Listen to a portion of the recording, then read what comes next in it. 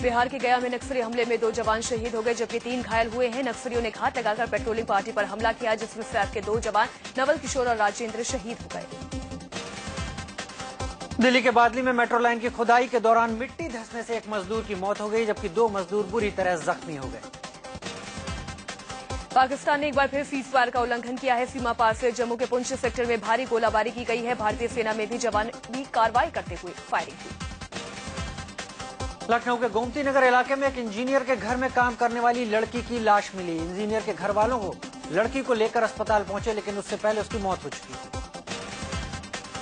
महाराष्ट्र के ठाणे में पुलिस ने 7 शिव सैनिकों को गिरफ्तार किया है। इन पर बंधक बनाकर एक युवक की बेरहमी से पिटाई करने का आरोप है। गुड़गांव के सेक्टर 10 के मेघदूत अपार्टमेंट में एक नौकर ने अपनी मालकिन को पहले चाकू मारकर जख्मी कर दिया, फिर अपार्टमेंट से कूदकर खुदकुशी करने की कोशिश की।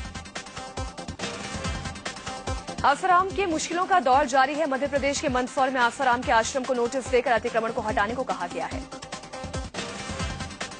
यूपी के रायबरेली में धारा 144 का उल्लंघन किया गया और सोनिया गांधी के खिलाफ हजारों लोगों ने जुलूस निकाला। असम के सोनितपुर में बंगाल टाइगर की खाल और अंगों के साथ 2 लोगों को गिरफ्तार किया गया।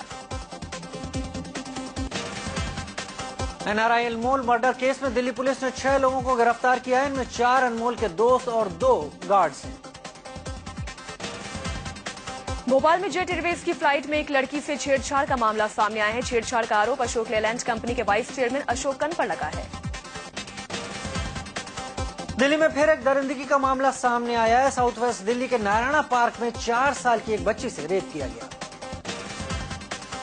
महाराष्ट्र के नागपुर में एक 8 साल की मासूम के साथ रेप का सनसनीखेज वारदात सामने आई है।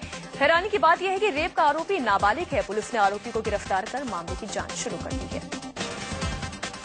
मुंबई से सटे ठाणे में एक मनचले ने एक लड़की पर चाकू से जानलेवा हमला बोल दिया। गंभीर रूप से जख्मी लड़की को अस्पताल में भर्ती कराया गया है। यूपी के रायबरेली में रेल कोच कारखाने के लिए जमीन देने वाले किसानों ने कारखाने का गेट बंद करते हुए प्रदर्शन किया। किसानों का आरोप है कि जमीन के बदले उन्हें कारखाने में नौकरी देने की बात कही गई जिसे पूरा नहीं किया गया। राजस्थान के अलवर में अवैध खनन के खिलाफ कार्रवाई करने गई पुलिस टीम पर माफियाओं ने पथराव शुरू कर दिया। भिवाड़ी इलाके के जोड़िया मेवान गांव में हुए इस हमले में आईपीएस पारिश देशमुख समेत 9 पुलिस वाले जख्मी हो गए। गीतांजलि के बच्चियों की कस्टडी हासिल करने की लड़ाई में गीतांजलि के मां बाप को अदालत से राहत मिली है। अदालत ने उन्हें 19 सितंबर को 2 घंटे के लिए बच्चियों से मिलने की इजाजत दी है। यूपी के देवरिया में अपनी बेटी को दबंगों से बचाने की गुहार लेकर पहुंची महिला को पुलिस ने जलील करके वहां से भगा दिया।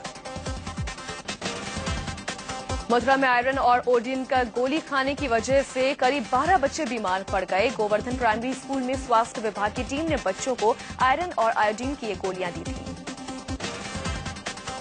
बिहार में नक्सलियों के खिलाफ चल रही कार्रवाई में पुलिस ने एक और कदम उठाया है। पुलिस अब नक्सलियों की गैर कानूनी संपत्ति का ब्यौरा लेकर उन्हें जब्त करेगी।